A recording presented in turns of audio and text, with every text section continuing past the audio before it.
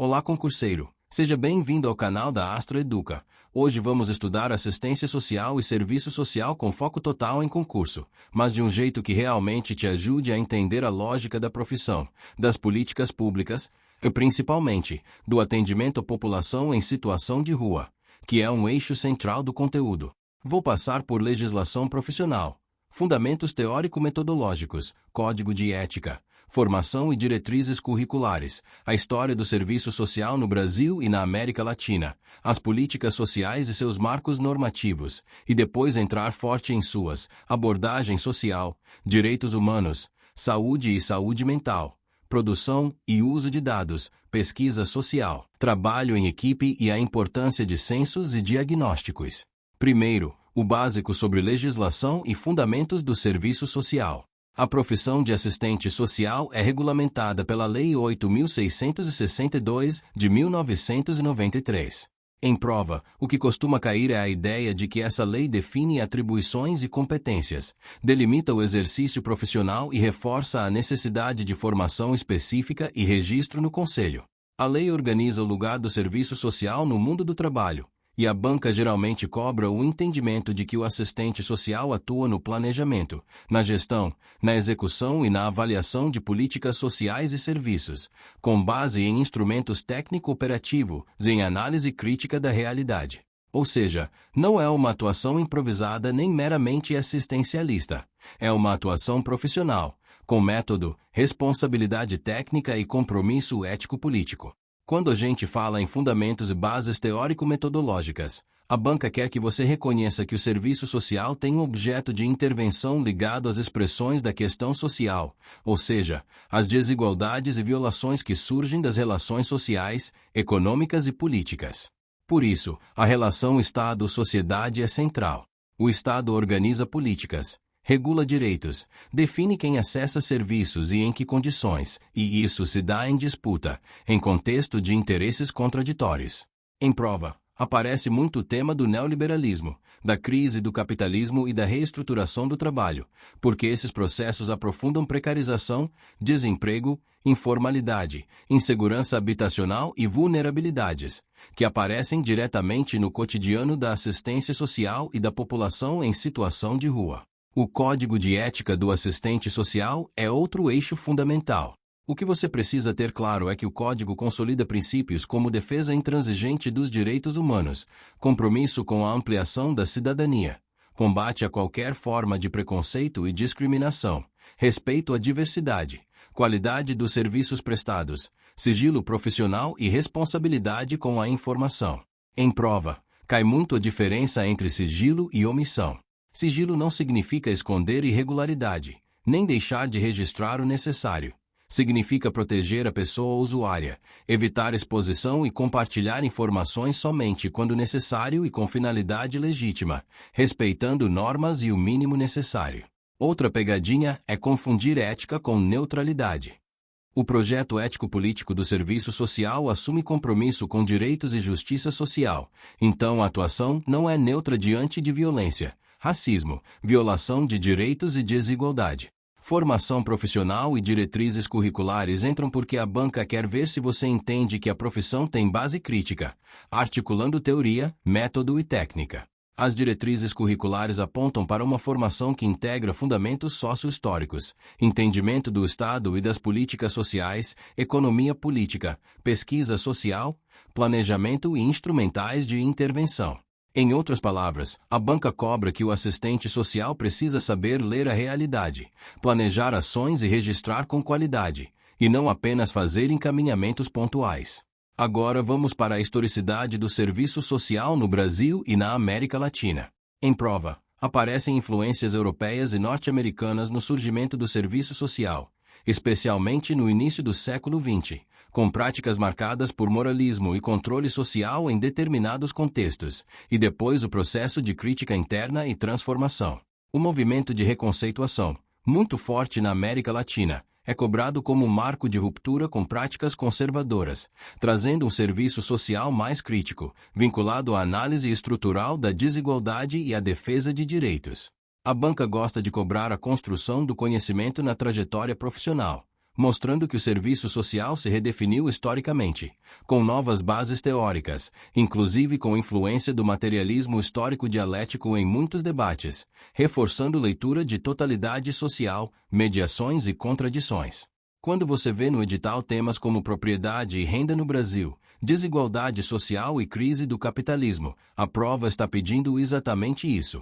Entender por que certos grupos ficam mais vulneráveis, porque políticas sociais são tensionadas por limites orçamentários e escolhas políticas, e como o trabalho profissional se organiza nesse cenário. E junto disso entram os métodos e instrumentais técnico-operativos. Aqui você precisa pensar em entrevista social, visita domiciliar quando cabível, abordagem social, escuta qualificada, elaboração de relatórios e pareceres, estudo social, encaminhamentos com responsabilização e acompanhamento, articulação intersetorial, registro no prontuário e planejamento de ações no território. Em prova, o ponto não é só citar o instrumento, é saber para que ele serve e como ele se conecta com direitos e com o serviço.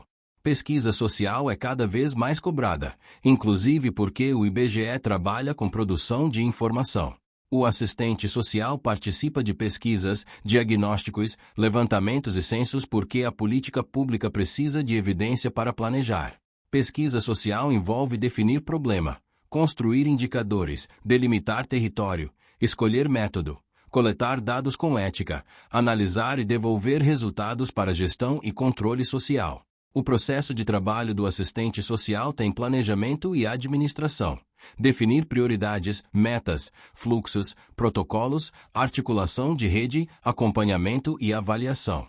Interdisciplinaridade é outro ponto de prova. Serviço social não trabalha isolado. No SUAS e no SUS, você atua com psicologia, enfermagem, medicina, terapia ocupacional, educação, direito, gestão pública. E isso exige respeito aos limites e às especificidades de cada área. Em prova, interdisciplinaridade não é todo mundo faz tudo. É trabalho integrado com responsabilidades definidas, comunicação, objetivos comuns e foco no usuário e no território. Agora vamos para políticas sociais e arcabouço normativo. A Constituição Federal de 1988 é o marco central porque consolida direitos sociais e organiza a Seguridade Social, que integra saúde, previdência e assistência social. Saúde entra pelo SUS, com princípios como universalidade, integralidade e equidade, e marcos como a Lei 8.080 e a Lei 8.142, que tratam da organização e da participação social. Previdência é contributiva, com regras próprias. Assistência social é direito de quem dela necessitar, não contributiva, e é organizada pela LOAS, Lei 8.742 de 1993. Em prova, a banca cobra muito essa diferença. Assistência não é favor, é política pública de proteção social, com serviços, programas, projetos e benefícios. A PNAS e o SUAS organizam a assistência em níveis de proteção social, com rede de serviços. A tipificação nacional dos serviços socioassistenciais é importante porque define o que é cada serviço, para qual público, com qual objetivo e qual unidade de referência. Para a população em situação de rua, aparecem serviços específicos como serviço especializado para pessoas em situação de rua, muitas vezes operacionalizado em centro POP, a abordagem social e os serviços de acolhimento, além de articulação com benefícios e documentação. Além disso, a banca lista estatutos e leis que ampliam proteção. Estatuto do Idoso, ECA, Estatuto da Pessoa com Deficiência, Estatuto da Juventude, Estatuto da Igualdade Racial, Lei Maria da Penha e Lei de Migração. Em prova, a lógica é reconhecer que políticas são intersetoriais. Violência contra a mulher não é só caso social. Envolve rede de proteção, justiça, saúde, acolhimento e responsabilização. Migração envolve documentação, acesso a serviços e combate à xenofobia. Igualdade racial envolve enfrentar racismo estrutural que aparece em acesso desigual a trabalho, moradia, saúde e segurança. Política nacional para a população em situação de rua é um eixo central, e geralmente aparece associada ao Decreto 7.053 de 2009, que institui diretrizes e define essa população como grupo heterogêneo que tem em comum pobreza extrema, vínculos familiares interrompidos ou fragilizados e inexistência de moradia convencional regular, utilizando logradouros públicos e áreas degradadas como espaço de moradia e sustento, de forma temporária ou permanente, além de poder usar unidades de acolhimento. Em prova, o ponto é entender que não é um grupo igual. A diversidade de trajetórias, idades, gênero, raça, migração, saúde mental, uso problemático de álcool e outras drogas, conflitos familiares, saída do sistema prisional, perda de trabalho e desastres. Por isso, o atendimento precisa ser individualizado, com respeito e sem estigmatização. Vulnerabilidades sociais e violações de direitos aparecem como múltiplas determinações: falta de renda, insegurança alimentar, exposição à violência, falta de acesso à saúde, barreiras para obter documentos, discriminação no trabalho e no atendimento, risco de adoecimento, e estratégias de sobrevivência como reciclagem, bicos, mendicância, trabalho informal e circulação territorial. A banca cobra que estigmatização, preconceito e discriminação geram barreiras concretas ao acesso. Não é só imagem negativa, é recusa de atendimento, violência institucional, criminalização da pobreza e dificuldades para acessar benefícios e serviços.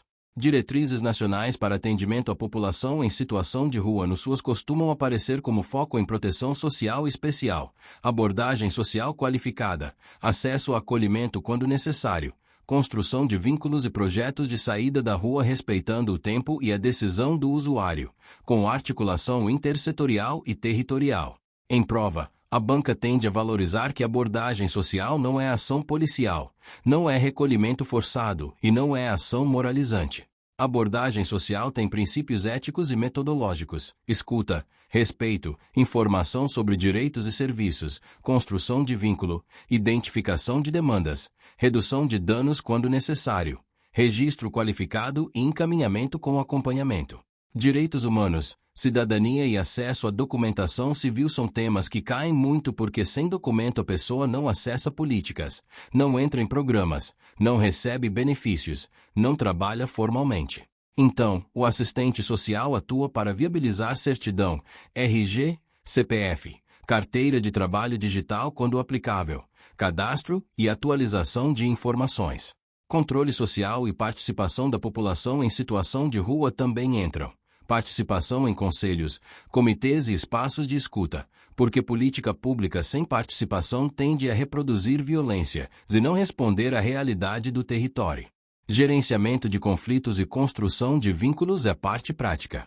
Conflito em contexto de rua pode envolver disputa por espaço, violência, abordagem agressiva de terceiros, conflitos em acolhimento, crises de saúde mental, intoxicação e situações de risco. A banca espera que você responda com mediação, comunicação, proteção, acionamento de rede e respeito aos direitos, evitando escalada de violência. Em contextos urbanos complexos e territórios de alta vulnerabilidade, o trabalho exige mapeamento, leitura territorial, identificação de pontos de concentração, fluxos de circulação, serviços existentes e riscos, e isso se conecta com noções de mapeamento prévio e identificação de territórios antes de ações de campo e pesquisas.